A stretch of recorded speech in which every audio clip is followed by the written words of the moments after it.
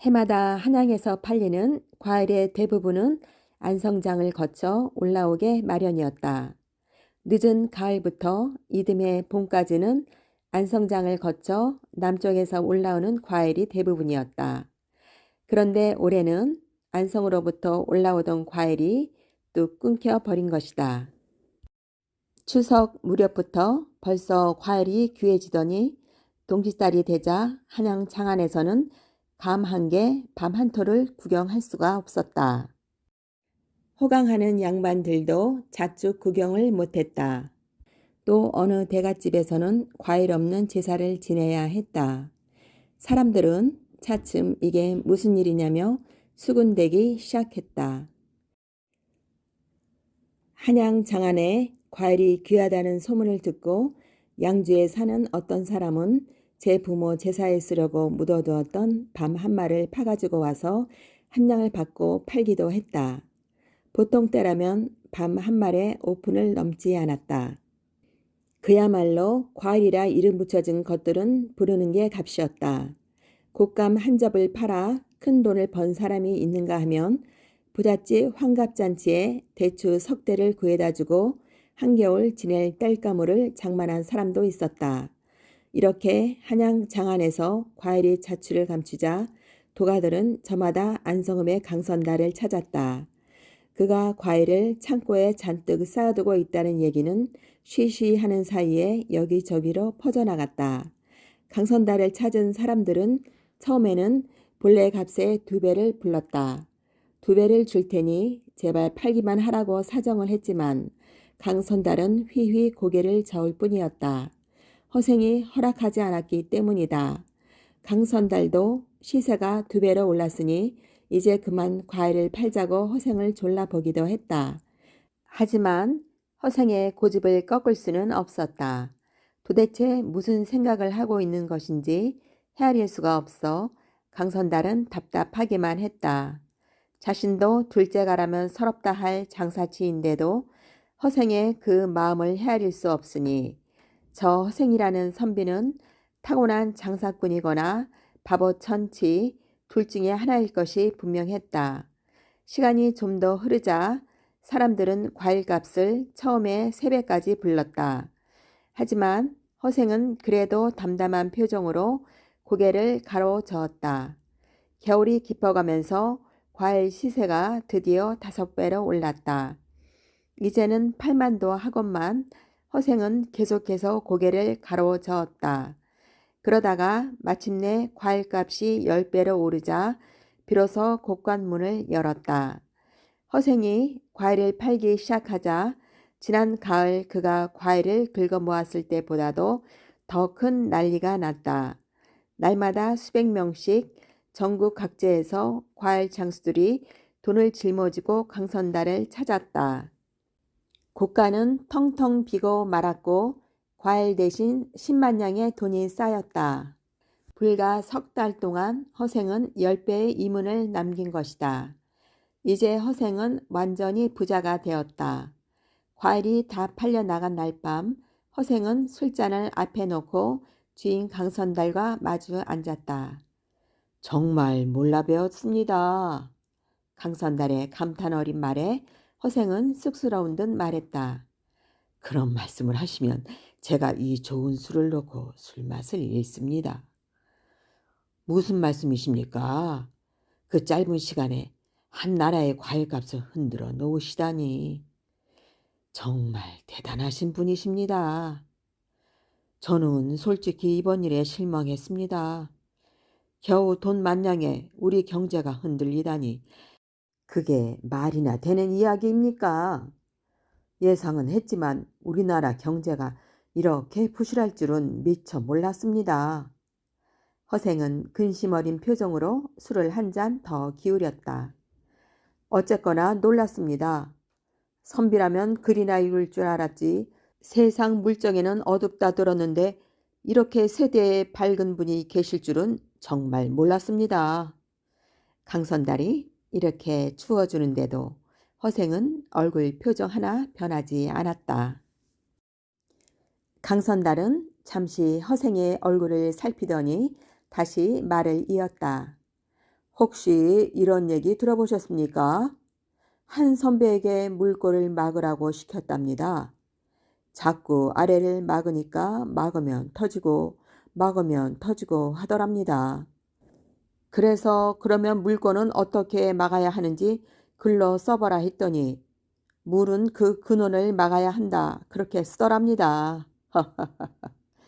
껄껄 웃는 강선달과는 달리 허생은 심각한 표정을 지었다. 사람들이 너나 없이 이론만 중히 여겼지 실제적인 학문에는 관심을 갖지 않았기 때문이지요. 그래도 어떤 선비들은 세태에 어둡고 무관심한 것을 오히려 자랑으로 여기지 않습니까? 강선달이 못마땅하다는 듯한 말투로 덧붙여 말했다. 선비 자신의 자랑일지는 몰라도 그런 사람들이 정치를 하니 나라꼴이 말이 아닐 수밖에요. 지당하신 말씀입니다. 강선달은 몇 번이고 고개를 끄덕끄덕 하더니 이번에는 호기심 어린 표정으로 다시 물었다. 저 궁금한 게 있습니다만 이제 저 돈 10만 냥으로 무엇을 할 생각이신지요? 그러자 허생이 잔잔한 미소를 지으며 대답했다. 글쎄요. 아직 생각해 보지는 않았는데요. 그러시거들랑 쌀을 사놓으시는 게 어떨까요? 쌀을요? 허생이 의외라는 듯이 되물었다. 한양으로 올라가는 쌀은 대부분 이 안성을 거쳐갑니다. 10만 냥 어치를 사 놓으시면 한 달이 못 가 한양에서는 쌀이 없어 난리가 날 것입니다. 금세 10곱도 더 오를 것입니다. 강선달의 말을 듣는 허생의 이마에 골 깊은 주름이 잡혔다. 어허, 어찌 그리 딱한 말씀을 하십니까? 강선달은 허생이 옳다구나 하고 무릎을 칠 줄만 알았는데 뜻밖의 반응을 보이자 이상하다는 듯 허생을 쳐다보았다. 여보시오, 강선달. 예, 과일은 누가 먹던가요? 그야 부잣집 사람이나 양반들이. 그렇지요. 그런 사람들이 과일을 좀 비싼 값으로 사 먹기도 하겠지요. 그들은 밤 한 말과 너푼하던 것을 10배 값인 넉돈이나 닷돈에 사 먹어도 살림이 거덜나지는 않겠지요. 물론이지요. 그렇지만 서민이나 가난한 사람들은 과일을 먹지 못해서 죽지는 않으니까 비싸면 안 사 먹으면 그만일 것입니다. 그렇지요? 허생이 이렇게까지 말하자 그의 뜻을 알아차린 강선달이 부끄럽다는 듯 기어 들어가는 목소리로 대답했다. 예. 하지만 쌀은 경우가 좀 다릅니다.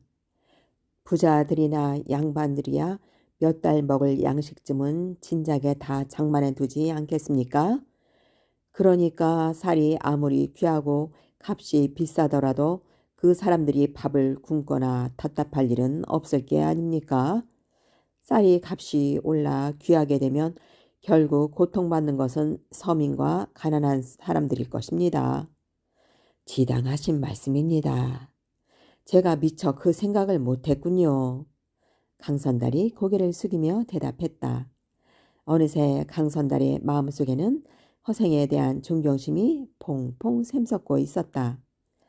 서민과 가난한 사람들의 돈주머니까지 챙기면서 장사 이익을 보려 한다면 그것은 큰 죄가 아니겠습니까? 그렇군요. 여보시오, 강선달.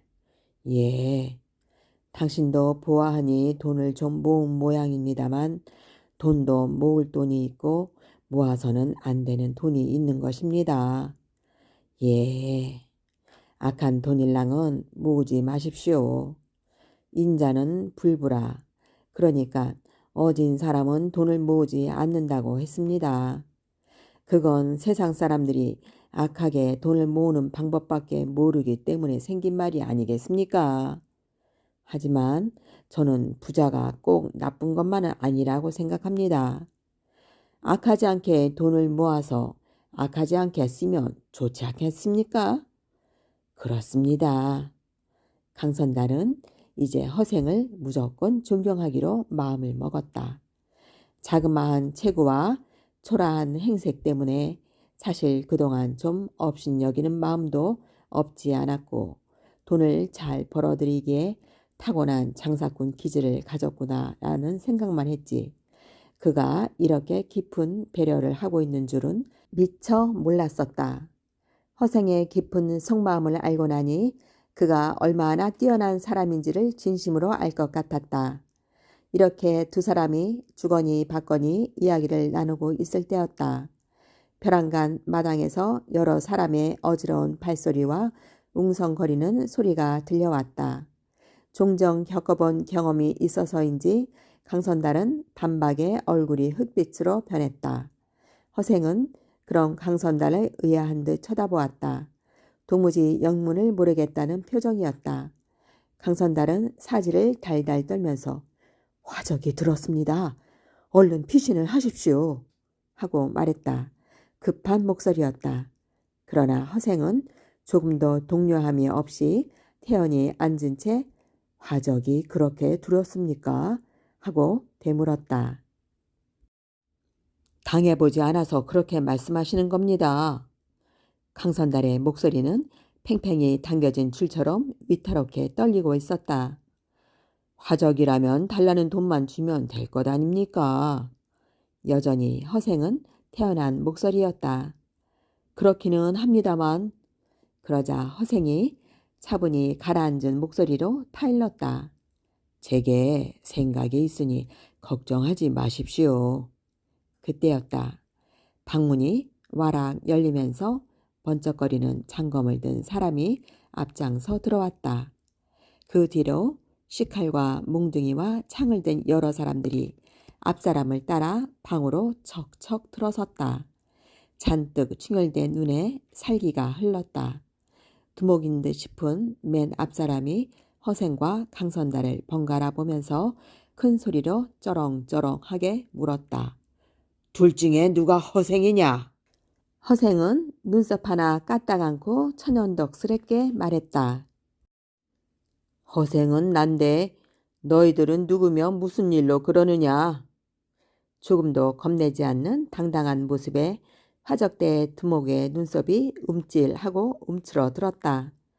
그리고 목소리까지 조금 떨려서 나왔다. 보면 모르느냐? 너 돈 10만 냥을 가졌다고? 어느새 화적대의 두목은 말까지 더듬고 있었다. 그렇다. 10만 냥을 갖고 있다. 그러자 두목은 한 손으로 뒤에 있는 사람들에게 손짓을 했다. 저놈을 꼼짝 못하게 묶어라.